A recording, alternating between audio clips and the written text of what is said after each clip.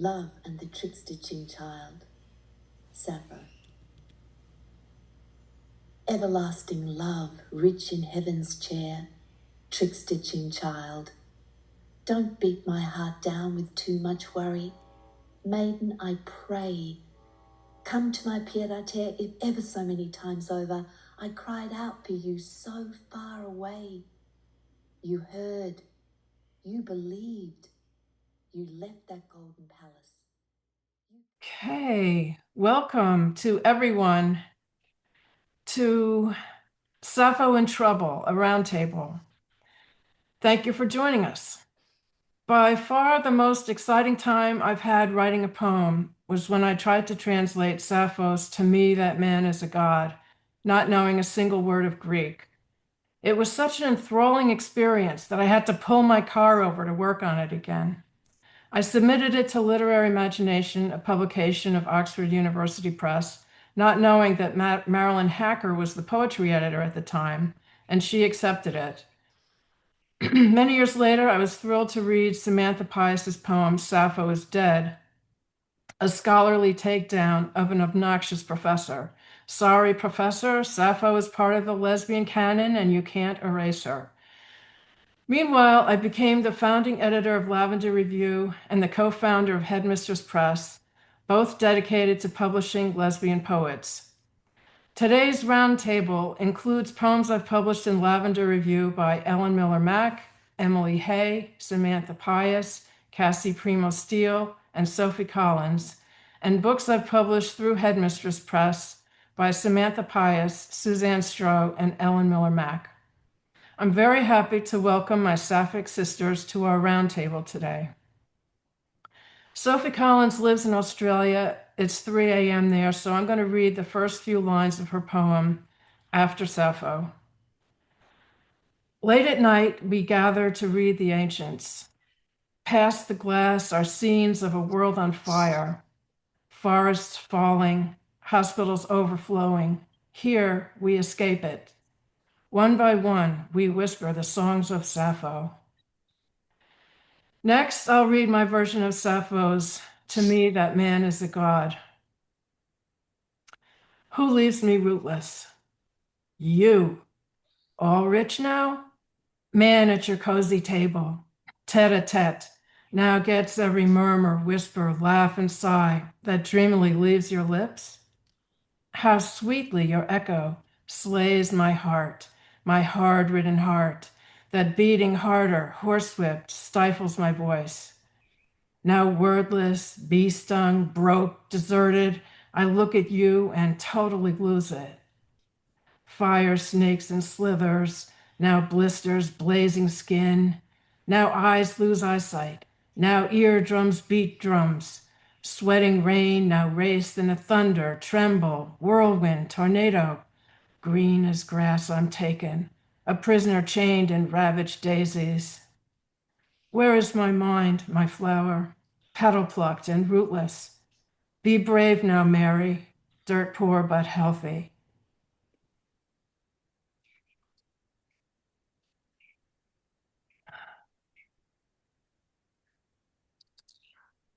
Okay, am I on? Yep. Hi, everyone. I'm Ellen Miller-Mack in Hadley, Massachusetts. So incredibly happy to have this book from Headmistress Press that was just published in March. Thank you so much, Mary. Thank you so much, Lisa Denenberg. I appreciate it incredibly much. So I'll start with a poem that actually was sort of the beginning of my inner relationship with Sappho. Joan Larkin, my beloved mentor, initially in the program at New England College and then at Drew University, the best way that I could sort of express the influence that Sappho has on me in my writing and my inner world is that I feel it really started with Joan Larkin. I feel like she was sort of asking me to absorb Sappho. And so the first poem, I'm going to read two poems. The first poem that I'm going to read is, again, it's so that fragment 41 is so compelling. Mary wrote about it. Many other poets have sort of chosen to interpret, to me, that man is a god. Robin Becker, hi, I must say hello to you. I'm so happy that you're here.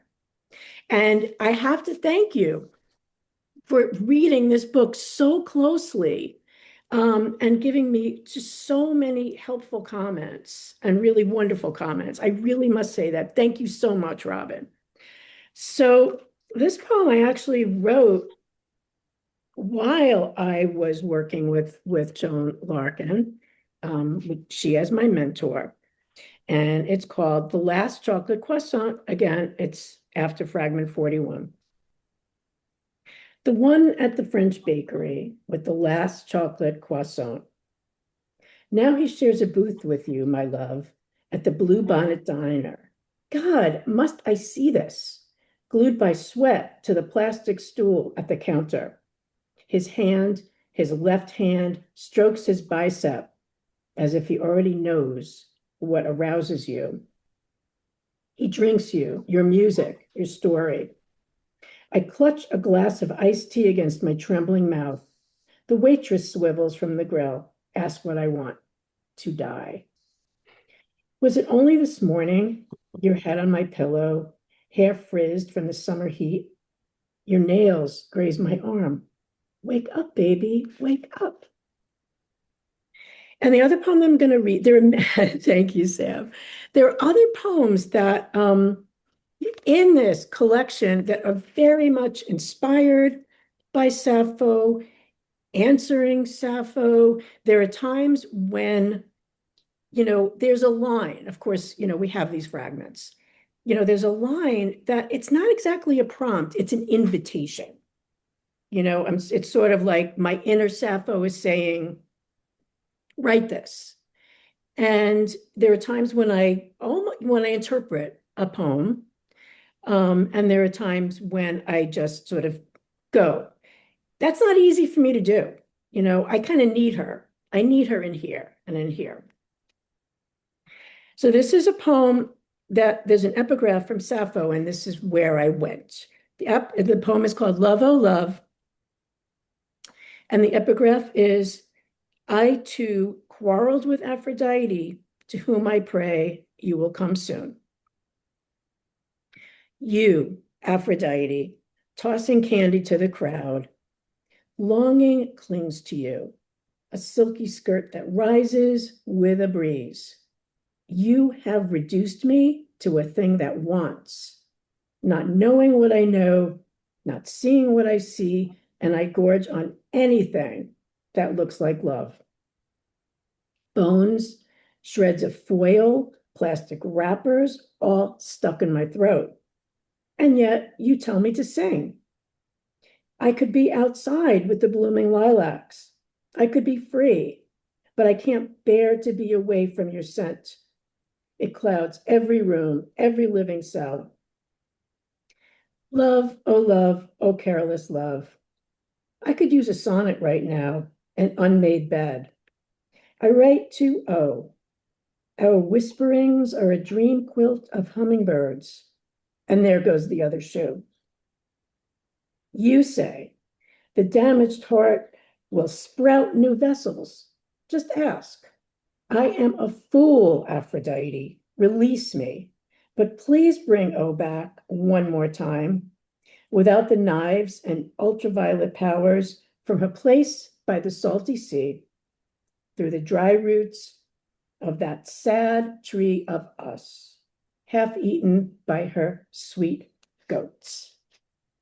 Can I just say one more thing about Joan Larkin, my beloved mentor?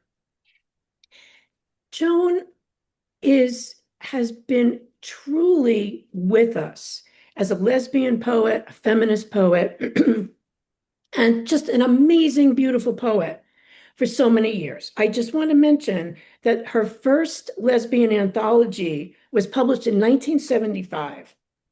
And then soon after that, in 1980, with Ellie Bolkin, Lesbian Poetry. And so I just feel like, in these minutes that I have, I really do want to honor her as well, her work and her presence as a poet. Thank you.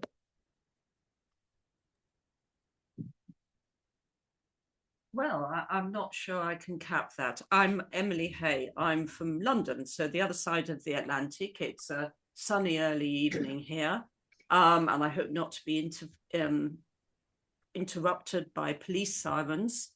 Mary asked me, given that I studied Greek a long time ago in a rather traditional English school, and first encountered Sappho as a 17-year-old in the school library in the original Greek, that I should try my hand at reading the poem that inspired Mary and Ellen. So here is the fragment that Ellen referred to, which is described in the Penguin edition as "To a Young Girl." Apologies for my accent for anybody who's got a classics degree and has a better opinion than me about how to read it. Phainatai moi kenos isos theoisin emen oner, otis enantios toi isdane, kai plasion ardu phonesas upakuai. Kai galaisas imeruon, tomi eman cardian en stethesin neptatoisin, osgar est decido broche, ostimephonais ud en et eke. Al akan men glossa pepage, lepton de autica co pur opadedromeken, opaptesi de ud en rem, epirombesi de acuai. Card mi idros cacetai, tromos de pesan agre, clostora de poias emi, tethnacen de oligoepduris, phainamai autar. There you are. And my rather more frivolous response to this serious classical education was that a while back I wrote a poem. I did check some of my allusions with somebody who'd done an MA in Sappho, a colleague sitting opposite me in the civil service, the way you do, because that's what the English civil service is like.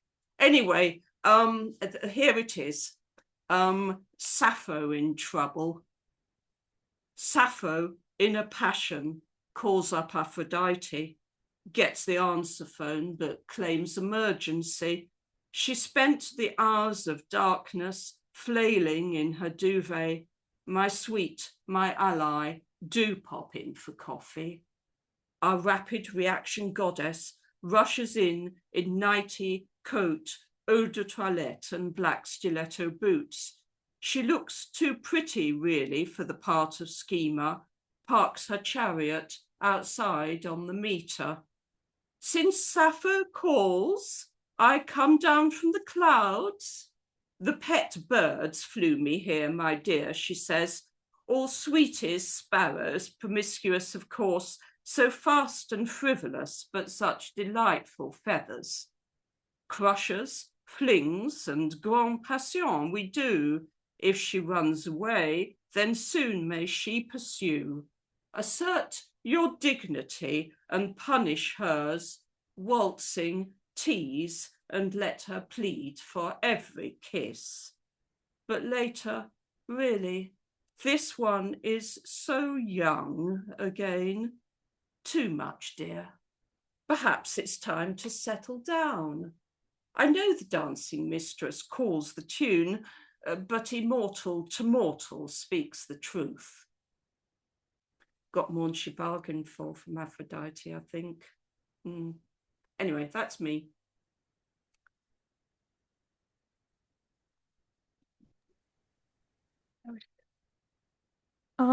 Hi, everyone. Wow. It's going to be tough to follow that. Yeah, I'm Samantha Pious. I'm tuning in from Philadelphia, Pennsylvania. Can you all hear me? Okay. My poetry book, as Mary said, is Sappho is Dead. Oh dear. Well, you can sort of, darn, can you see it now? No? Oh dear. Let's try this again.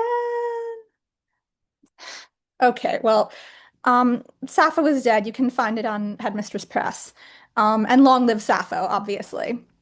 My other books from Headmistress Press are translations of three vintage Sapphic poets, Natalie Clifford Barney, Judith Teixeira, and René Vivien.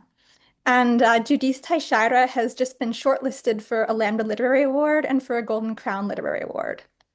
But the poem I'm going to read today is actually not a translation. It appeared in Lavender Review, and it sort of answers Emily Hayes' question, at least in my respect, about ancient Greek. Oh dear, and somehow my bookmark has disappeared. Give me a moment. Okay, here we are. Why I have not yet learned ancient Greek? Because I was told Spanish would be more useful. Because it was not taught in public school. Because the private school I transferred to did not teach it either. Because in college I switched to French. Because in order to understand Sappho, I would have to read Homer. Because no one can ever fully understand Sappho. Because I would also have to learn classical Latin as a matter of course. Because when Catullus promised to show me a good time, I wasn't in the mood. Because the rage of Achilles enraged me. Because Achilles raped Briseis. Because Apollo raped Cassandra. Because Zeus raped Leda. Because Hera and Athena and Aphrodite allowed this to happen. Because it happened to the Trojan women and the Sabine women. Because Dido should have known better than to sleep with the enemy. Because Medea did know better and slept with one anyway. Because the only way Daphne could escape Apollo was by turning into a tree. Because Apollo was the god of poetry and song. Because Artemis, goddess of virginity and protector of the forests, did not stop him. Because Zeus just couldn't keep it in his toga. Because neither could Hades. Because the list goes on. Because the hardest thing to translate is a hope. Because I wanted you, Sappho, but I was slow and unwilling to walk through fire for you. And what would I do if I reached out my hand to find only your shadow vanishing into the smoke? So, I guess, well, there's something magical about the name Sappho, Sappho. And when I knew that Sappho was the first woman poet who wrote love poems to other women, I just felt like she was calling me. And I wrote that poem when it hit me. As a translator, I hadn't answered the call. So since then, it was a few years ago, I actually have made a visit to Lesbos, to Mytilene and to Skalaresu, and I've started learning ancient Greek. So Aphrodite, come to my aid.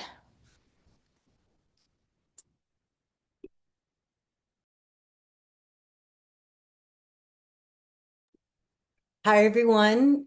Thank you for being here today. My name is Cassie Premo Steele, and I'm in Columbia, South Carolina. I will share my poem, What I Love About Lesbian, which appeared in Lavender Review in 2021. It was partly my response to the question of labels, whether queer or trans or non-binary or lesbian. And so it is my statement about my love for poetry and Sappho and women. What I love about Lesbian is the island of love in it, the Sappho and fragments on papyrus, the skin of words and the she. Moonlight, goddesses, spring flowers, women's bodies, the be in the middle syllable. I will be, you will be, she will be, they will be, morphing and transforming like menses and moon cycles and tides into I be, you be, she be, they be, we be. the we of it. The smallness that can only be seen when you get skin to skin, eyelashes fluttering, and you notice her lips get bigger and darker as you come in for a kiss. The lay of the we, the let's, the less patriarchy, less male gaze, less misogyny, less gynophobia, less frat boy drunken haze. The les and les with a French pronunciation, les girls, les femmes, les sorcières, les poètes, les philosophes, les mères, les sœurs. The lay of it, like eggs, like rugs, like soft round things that lay themselves down close to the ground, like thighs, hers and mine. And the final syllable, an, as in an opening, an affection, an emotion, an ideal, an uncovering. The word "an" in French also means donkey, as in ass, as in what we show to those who disrespect us as we walk away, and what we watch as she sidles up to the bar or home base or the podium or the microphone or the courtroom or the boardroom or the surgery floor, taking charge, giving orders, calling shots, making plans, changing laws, changing lives, saving bodies, and so much more. Lesbian is woman and full and curve and wave and the too muchness of moon and earth and ocean pulling on each other with love and gravity. And no wonder it came from an island, because we are indeed separate and green and lush and fertile with our sweet scent of possibility. Thank you.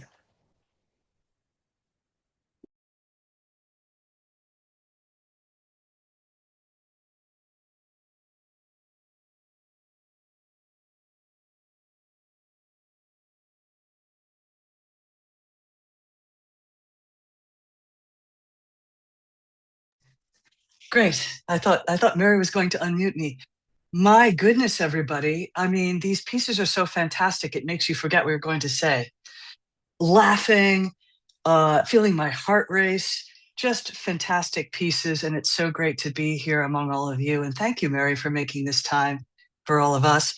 I am Suzanne Stroh. I'm a Virginia poet living for a long time in the Piedmont and now in Appalachia. So I'm coming to you from the Blue Ridge Mountains of Virginia.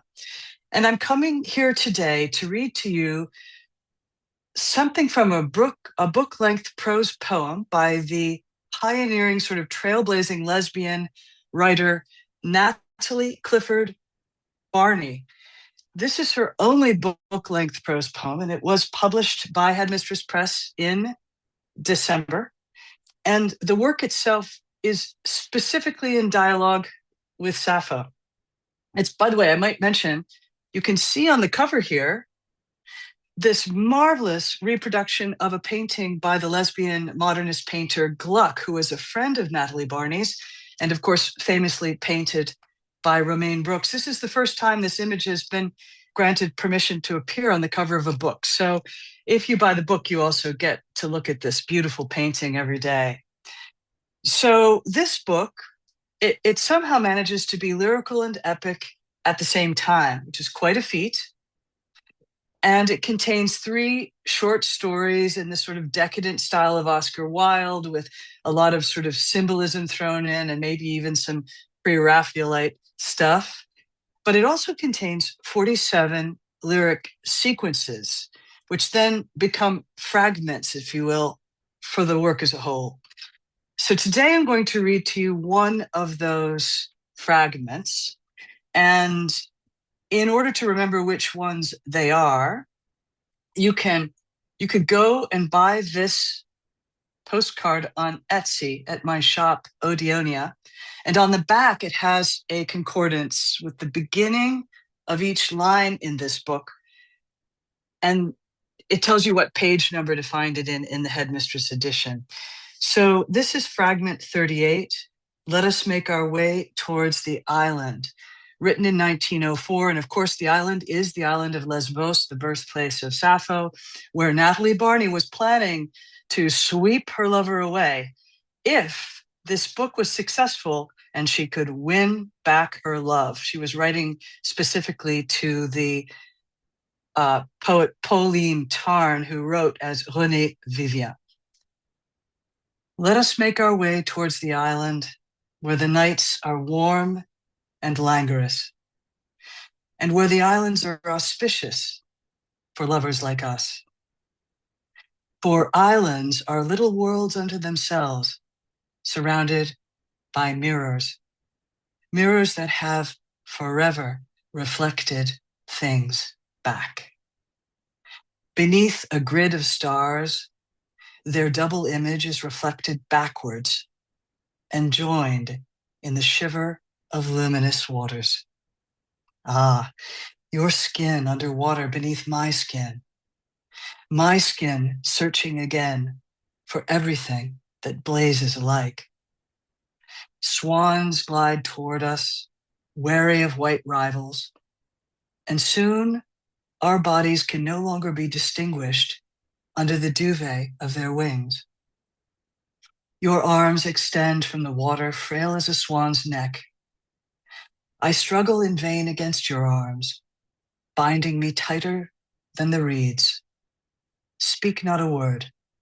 Exert your will and bind me with your reeds, and I will be your happy victim, pale in your embrace that will at last sweep me away with its desire. Thank you.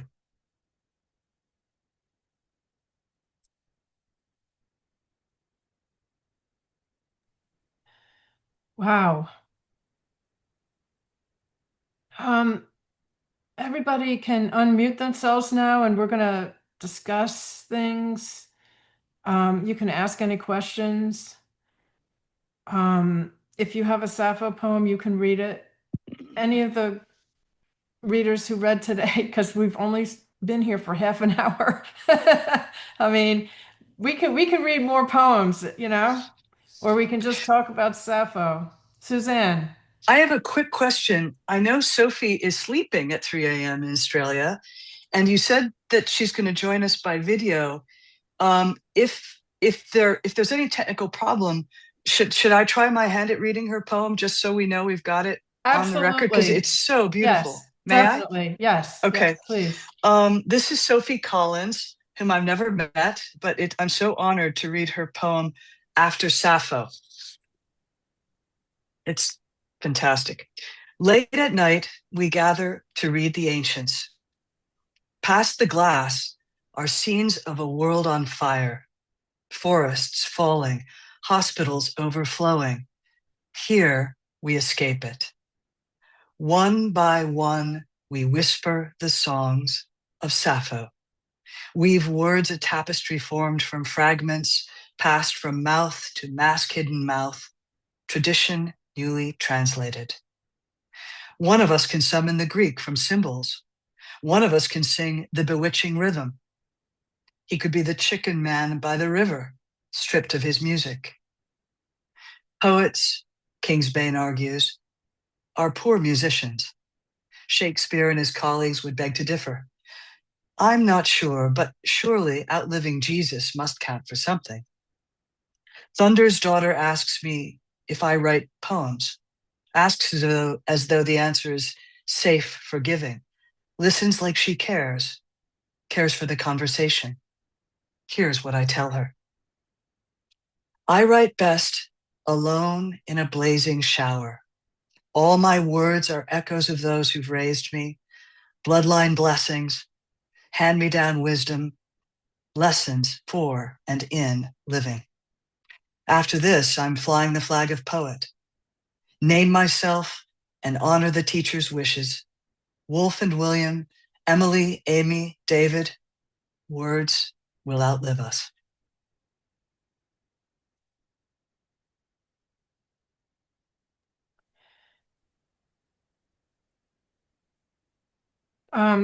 Sophie Collins went to a workshop in Tasmania with a friend of mine, Cally Conan-Davies. And I mean, small world, right? So that's where she learned Sapphics, and that poem that you just read is written in Sappho's, the meter that Sappho invented, Sapphics. So well done, everybody. Okay, well, we now open the floor to the audience for questions, more poems, or whatever it is that you want to do next. Any reactions to the readings? Have we all become immersed in Sappho now? I mean, do we feel like we're on Lesbos at the moment? I certainly do. This mosaic behind me is Sappho, of course. And I see a lot of hearts everywhere. Everybody's feeling a lot of love. Hi, Sandy. Oh my God, it's so amazing to see you. Hi. Nice to see you all. I wanted to say I enjoyed Emily's reading because I have not heard Sappho in the Greek, and I was unaware of the kind of rhythmic wave that you were able to invoke in your reading, Emily. It gave me a sense of musicality that I hadn't been aware of, because in English things get flattened. Mm-hmm. So true. Emily, your reading in Greek was superb. You're muted. Unmute. I just worried that somebody properly trained would look at the stresses, whereas I tried to look at the length of the syllables. But anyway, yes, I've never learned Sapphics properly. Strangely enough, it wasn't on the syllabus. Ah. Mm. Huh. That is strange. It shows you how anti-meter everybody is. Right. Well, no, we learned meter. I had quite a traditional education, and we were taught to, do the dactyls and the spondies and things like that. Mm-hmm. But it was all, but Greek was all about the Greek that was spoken in Athens, not the strange stuff spoken in the Eastern Mediterranean. Mm-hmm. And I never got stresses. Somebody who'd properly studied this would tell me I'd failed to stress things, I think, but I'd focused on syllable length, which is how most of these things scan. Yeah, exactly. Yeah, and I mean, you just did an incredibly beautiful job. I felt like you were embodying Sappho. Really. Channeling. Channeling Sappho. Right. I never felt so close to her before. Yeah. Oh, there's a message. Curious if others watched the 2024 documentary Lesbian. Nat Gunn. No, I haven't seen that. Oh. Yes, I've definitely seen it. It's wonderful. Highly recommend. Oh, I see Nat. Okay, the little pink shirt here and the little tiny square. Okay. Hi, Nat. Okay, well, I gotta. Where is it? Where can you see it, Suzanne? Oh gosh, now you're putting me on the spot. It tours around. So first of all, you can go into community settings and see it. And if you Google the documentary, I think it'll show what the sort of the event plan is. Okay. But I don't know where it streams. All right, well, I can find Sorry. out. Yeah. Yeah. So, yeah, and you answered the question. Someone asked the name of the poet that you were translating, so you can tell us. Right, Barney, Natalie Barney. Natalie Clifford Barney. Okay. So what's, I mean, I don't know how else to conduct this conversation, but Samantha, do you have any comments or reactions to this? I mean, I loved hearing everybody read. I mean, yeah, to answer your initial question, Mary, yeah, I felt transported. And I don't know, I suppose, Suzanne, you You mentioned a bit about, Natalie Clifford Barney wrote this poem to win René Vivien back. I was wondering if, you could tell the rest of that story. Did the poem work? That's great. Thank you for asking that question, Samantha. Yes, it did. It did. So this entire book was written for one purpose, which was to get the attention of this girl, Renée Vivien, who had dumped Natalie a couple of times, really, before she made her latest and greatest attempt. And I'm going to speed up the story to the point where, in a sad and lonely garden, which is the last line of this book, she presents the manuscript to Pauline Tarn, the poet Renée Vivien, and says to her, let's run off to Lesbos. Let's start a school for poets there, just like Sappho did. Will you come with me? And Pauline says yes, and off they go. And they settle into a little cottage in Mytilene and live just the most amazing second honeymoon. And they make plans to set up this amazing school for poets in the Sapphic style. And sadly, it doesn't work out. The story doesn't end there, and I don't want to take up a bunch of time, but it is a remarkable book because it really shows the Sapphic will, right? The will of the poet to make reality happen with her lines. So it was a real pleasure translating this work because it was such a bold work and one that had a specific mission, and the mission was accomplished. So thanks for that question, Samantha. Yeah, I mean, if anybody can make things happen contra ordin, it would be lesbian poets, right? Robin gets what I'm saying. I mean, I had an experience like that where I somehow landed a house through a poem I wrote. I mean, it was an absolute miracle, but I won't get into the whole story. And Sandy, hey, Sandy, it was great to see you again, and thanks for coming by. She has to Oh, run. good to see you. I'm sorry I have to run, but it's that kind of a day. I know, the Rainbow Book Fair. Yeah. Yeah, Great to see you, Sandy. good to see you all. Bye-bye. Bye. Oh, yeah, Robin. Riza has a fantastic idea. Robin has a new book out. Maybe she'd like to read a poem. I'm quoting Riza there.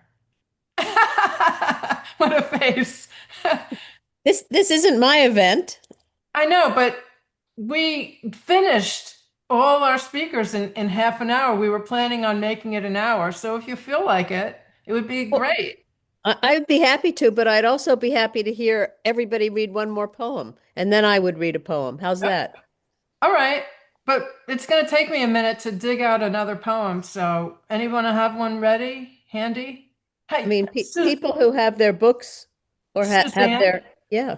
Suzanne, you have your whole book there. Can you pick out another one for us, please? I totally can. And I really do want to hear more from the other poets too. So let me pick out another one. Gosh, with this book, you don't know whether to go towards pleasure or pain. Everything's in here. Just massive suffering and beautiful, lyrical, lovely, lovely passages. Let me start at the beginning so that readers can get a sense of how this book reads at its best. It's kind of like the lesbian Khalil Gibran, spare, open, airy. Mary did such a good job with me helping turn it into an American book. And I'm so grateful, Mary, for the work we did together. Beginning the work, it starts with a section called Meeting.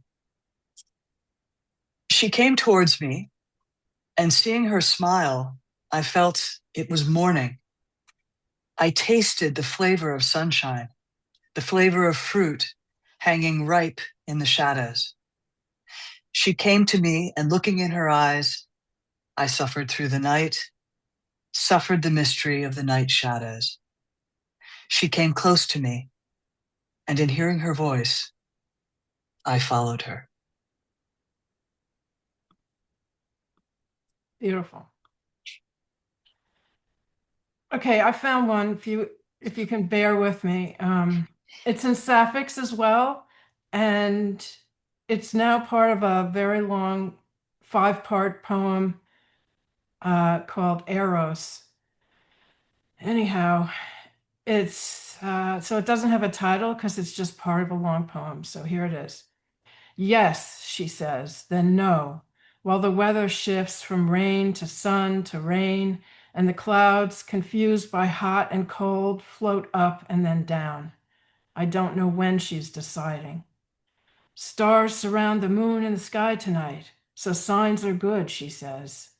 Oh, my dear, don't bend my crazy heart. Say yes when the signs are good, my beautiful lover. Waiting, this the gods must prefer without a sigh or whisper. Peel her defense away like skins of onions.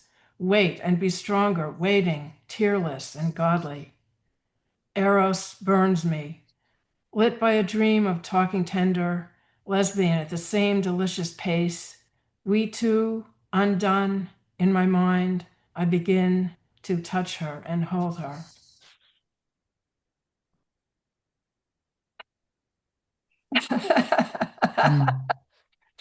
Okay, anybody else? Thanks, Cassie.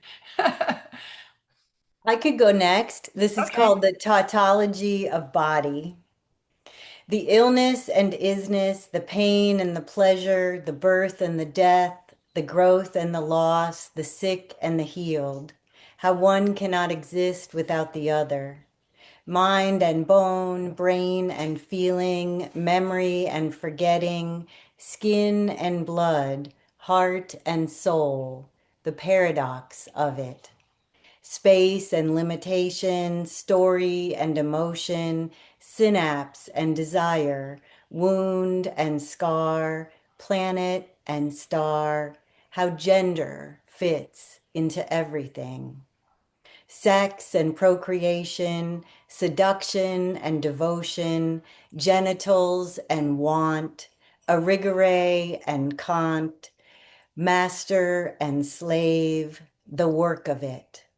Sweat and labor, protein and fiber, dance and rhythm, sink and swim, them, her, him, how my fits in. No mother without birth, no matter without earth, no food without roots, no lips without kiss, no sway without hips, the you of it. Your was and death, your love and flesh, your time and gone, your want and devotion, your Leda and swan, your mouth and kiss, the us of it. Thank you. I'm just so struck by that phrase, them, her, him. That's just new. That's fantastic. Well done. May I? I would love to read another poem. Okay, Ellen. It's the first poem in When I Was a Grateful Mammal, my new book from Headmistress Press, Jimsonweed. Georgia O'Keeffe's white trumpet flower self-seeds in my garden from a sharp quilled globe grown from a stem. A clitoral nub between the leaves, later hooded with a twist like a candy wrapper, then a network of purposeful tangles. Her swooning power collapses in daylight like a long skirt with a sad story and a short life. What a surprise! The first time I saw her open with a snap in my garden on Bliss Street. She's tight in her sheath, violet blush at the tip, 5 separate selves linked by spiral tendrils. Let go, let go. I say it out loud, and she does. Each labial fold takes a teasing turn. Oh, a puff of fragrance and another later. One August evening, an ecstatic bee inside her, frantic, opens a fold from inside, glides away. We are ruled by the same harsh mistress, but she is one with her, so gracefully linear. She holds the last light of day, unfurling her truth. A 5-tipped translucency with 5-tippy stamen. A vessel, a well, a welcome. Bees, ants, and I are in her orbit, linking tendrils. I love that. Could I go? Actually, I was gonna, as long as Ellen, you read, that floral response to Sappho, one of my translations from Judith Teixeira sort of strikes a similar note. It's the title poem or the title translation, and I guess you can't really see it, but in this volume, Cactus Flowers. And I'll just read, I guess I'll read like a line or so from the Portuguese so you get a sense of how it sounds. Flores de cactus, resplandecentes, espelhantes, encarnadas. Cactus flowers, shining bright, incarnadine and mirror-like. The scarlet smiles of concubines, drunk on sun, on golden dawn, passionate and strong. Beautiful flower, devoid of shame. The radiant sun shines all the better in her petals, red as flame. How redolent their insolent, petulant air, stung by fair gold honeybees, born to be kissed, to be possessed by the blazing sun, lascivious, predestined for the mysteries of love. This pagan, sensual flower is my delight, which in a mystic rite surrenders, spreading wide her petals to the sun's blonde kiss. Blushing, flushing cactus flower, in your bright red, there's love, there's life, and I have such a thirst to live.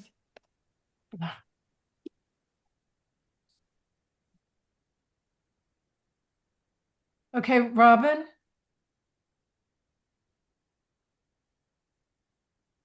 I'll go get my book. Okay, good. And I have a question for Emily. Emily, are you there? Can you hear me? I can very much hear you. I absolutely laughed out loud. Hearing you read it, I mean, I enjoyed it on the page. Did you laugh? Did it make you laugh writing it? I mean, it's so funny. Good, yes.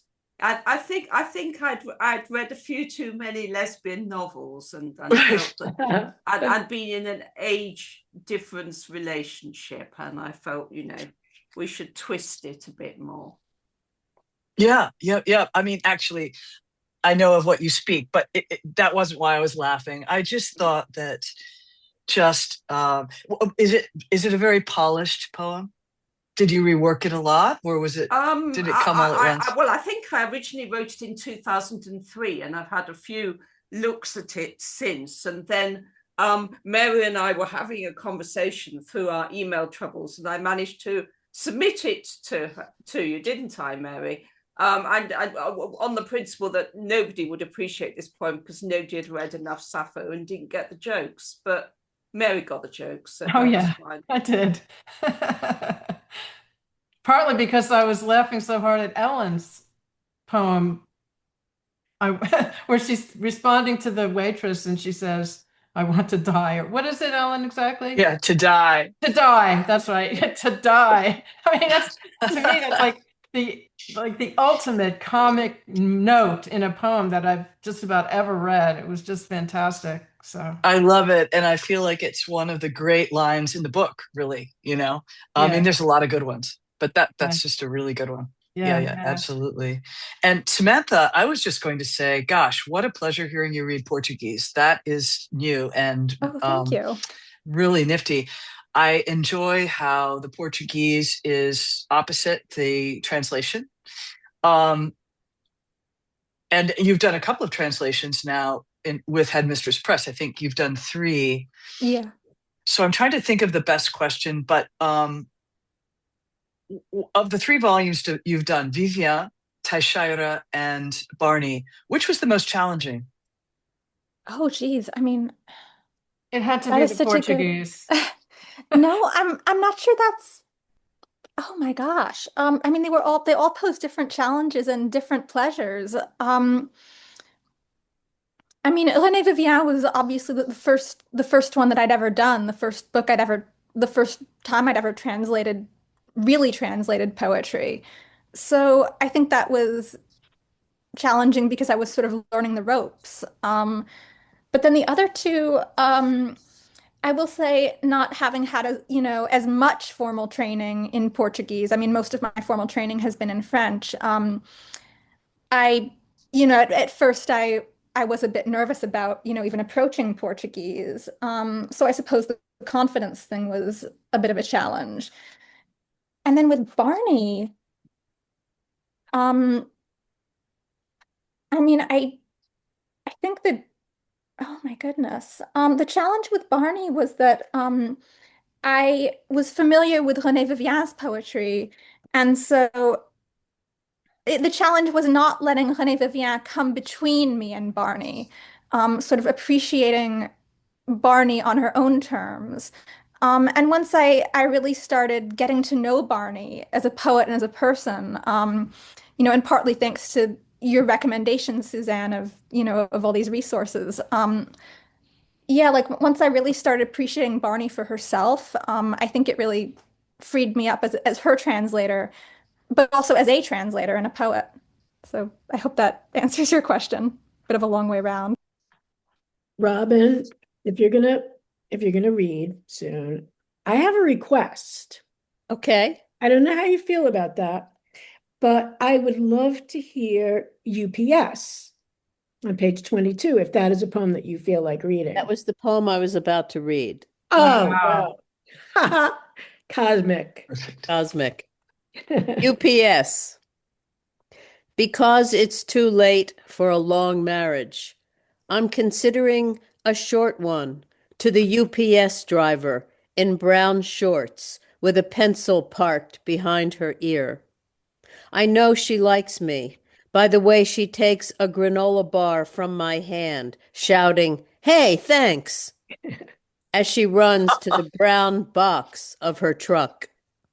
I think she'd like to have coffee, talk about her childhood, her favorite books and movies, her vacation in P-Town, but with the requirement to stay on schedule, make only right turns, check oil levels and tire pressure. She's postponed her love life. She needs a lot of space to come and go, so I don't try to stop her when she flies into the driver's seat. In fact, I've parked my car for both of us to make quick getaways. I think we'd be a good match with her excellent customer relations skills and my respect for her ability to lift 70 pounds unassisted. Even a short marriage presents certain challenges.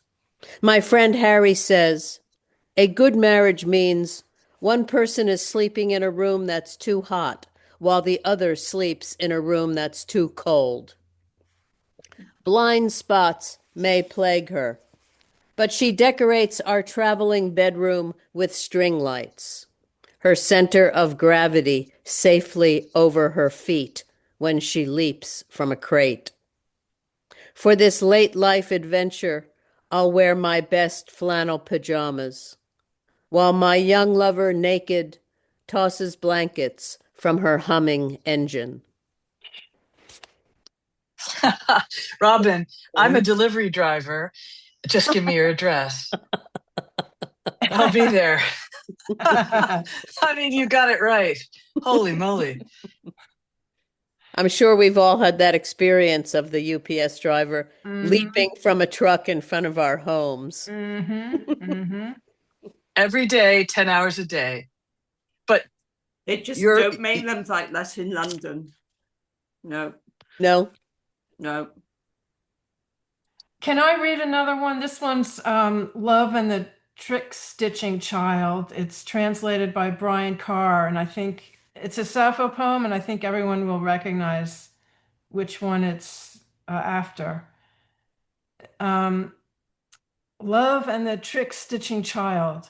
Everlasting love, rich in heaven's chair, trick-stitching child, don't beat my heart down with too much worry. Maiden, I pray.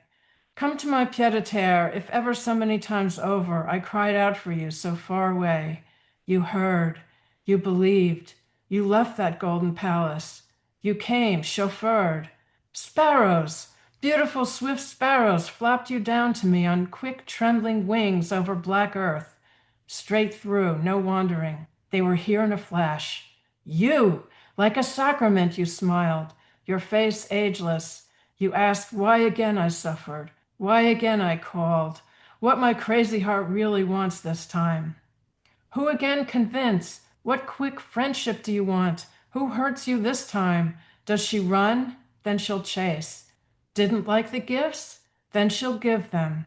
She does not love? Soon, no choice for her. Get here now! I'm strangling in worries. Cut them. My heart wants so much. Make it happen. This time, fight on my side. God, I love that. I love that so much. It's so great, Mary. Tell us about, did you begin to study Sappho as a university student or as a graduate? Or was it after or before that? When was your beginning? Oh my God. What a hard question, because I can't remember. I would say it would be 20 years ago, but I don't think it was in a educational setting, because when I went to Bennington and Columbia, there there were no women poets. There was Emily Dickinson, okay, but other than that, like, forget it. It was a nightmare. So Sappho was totally off the table in my education.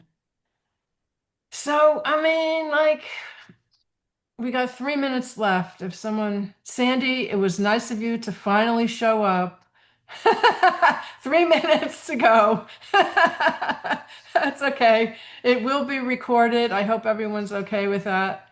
And it'll be on YouTube. So with some extra things with Sophie Collins videos. So I wrote this poem in Lutruwita, Tasmania, and really it's a love song to the Fuller's Bookshop there and the poetry club that I was a part of in 2022, led by David and Chrissy Mason. The poetry club was studying Sappho and Carson's translations one week, and David was able to read the Greek translation and Chrissy was able to discuss the Sapphic rhythm in which I've written this poem. And for me it was really a beautiful meeting of community, a beautiful discussion of poetry and its importance, and a collision of different art forms and different interpretations, from the very sort of historical and intellectual through to the emotional, the sort of the unspeakable kind of feeling that you get with poetry. And this poem is also a homage to some poets and singers and authors that have been important or relevant to me in my creative journey. So thanks very much for listening. Late at night we gather to read the ancients. Past the glass are scenes of a world on fire, forests falling, hospitals overflowing. Here we escape it. One by one we whisper the songs of Sappho, weave of words a tapestry formed from fragments, passed from mouth to mask-hidden mouth, tradition newly translated. One of us can summon the Greek from symbols, one of us can sing the bewitching rhythm. He could be the chicken man by the river, stripped of his music. Poets, Kingsbane argues, are poor musicians. Shakespeare and his colleagues would beg to differ. I'm not sure, but surely outliving Jesus must count for something. Thunder's daughter asks me if I write poems, asks as though the answer is safe for giving, listens like she cares for the conversation, hears what I tell her. I write best alone in a blazing shower. All my words are echoes of those who've raised me. Bloodline blessings, hand-me-down wisdom, lessons for and in living. After this, I'm flying the flag of poet. Name myself and honor the teacher's wishes. Wolf and William, Emily, Amy, David. Words will outlive us. And I'm also going to, Cally Conan-Davies did a recording of the poem I just read, Love and the Trick Stitching Child, in her Australian accent, which is just so superb. She just does such a great reading of this. So I'm going to put that in the video too, I think. Love and the Trick Stitching Child, Sappho. Everlasting love, rich in heaven's chair, trick stitching child. Don't beat my heart down with too much worry.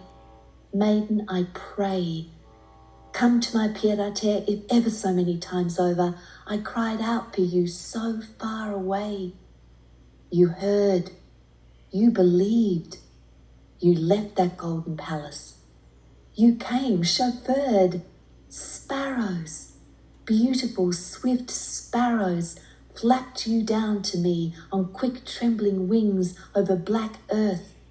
Straight through, no wandering, they were here in a flash. You, like a sacrament, you smiled. Your face ageless, you asked why again I suffered, why again I called, what my crazy heart really wants this time. Who again convince? What quick friendship do you want? Who hurts you this time? Does she run? Then she'll chase. Didn't like the gifts? Then she'll give them. She does not love? Soon. No choice for her. Get here now. I'm strangling in worries. Cut them. My heart wants so much. Make it happen. This time, fight on my side.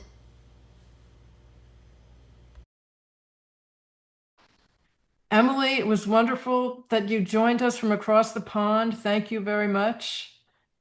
I'd love to share the session here with a few people. If you send the link through, that would be very nice. Yeah, I will send the link to everybody. It'll be on social media and everything. So, and Robin, thank you so much for reading from your new book. That was great. You missed another thing there, Sandy. A live reading from Robin Becker. I'm gutted. Gutted. And Riza, thanks for your brilliant idea to ask Robin if she would read a poem. But I think it went really well, and I thank you all so much for joining us, and long live Sappho, right, Sam? Yes. Let's make a canon of our own. Thank you, Mary. This was it was a wonderful event. Oh, thank you, Robin. Thank you so much for coming. It was wonderful to see you and everyone else. All right, so I guess we can stop it now. We can say goodbye if you're all ready to say goodbye. If I can find that link. I don't know where it is. Somebody was just asking Samantha a question. Oh, let's give her a moment to answer. Yes. I can't see it. I don't always know how to pull. Do you have any scripts about the limitations placed on children in schools? Kate Clare. Do I have any script about the limitations placed on children in schools? So Kate Wergson. Is this limitations? Do you mean about just to clarify? Do you mean about the limitations of curricula? Like as in not teaching ancient Greek, or?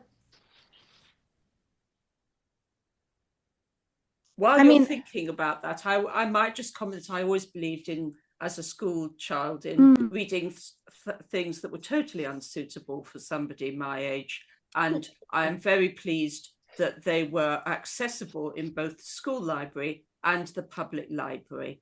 That's an English perspective for you. Okay, any limitations? Ooh, that's a very good question. Two things spring immediately to mind. First, yes, children should be learning foreign languages. I mean, really, we should, if we're going to have a sort of required curriculum, then yes, children should be, learning at least one foreign language as early as possible. And I say that especially coming from the United States.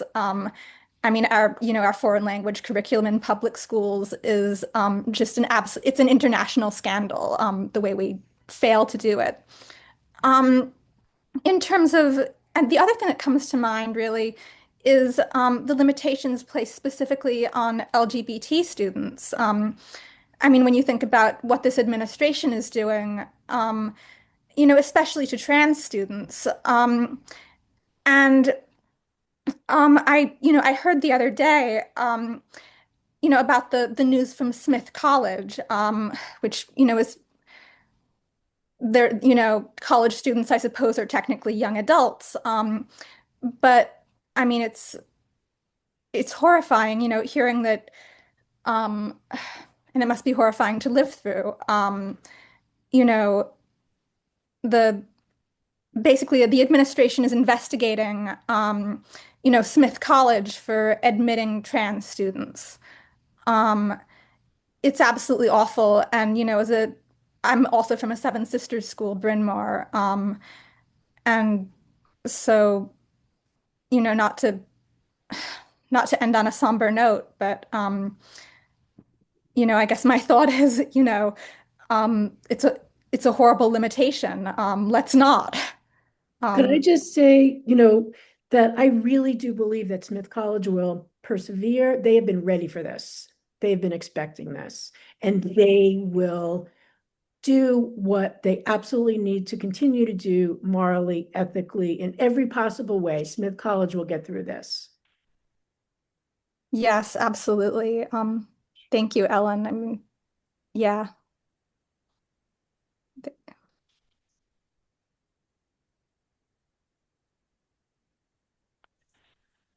Okay. It's great to see all these questions. Sorry, we're running over. I don't know if that's a problem, No, Mary, but it's great. It was great to see everybody, contributing and writing in. And I mean, like the idea. Let's do it again. And I That mean, was just, expressed by Nat. not to end on such a somber note, I just want to say, LGBT people, I think we are, rising to the challenge, so to speak. As Ellen said. And yeah, long live Sappho, and also long live Saphics and Saphists. Long live all of us. On that note, that's a good note to end on. Thanks, Sam. Goodbye, everybody. Bye. Wonderful to see you all. Bye-bye. Bye. Thank you. Goodbye.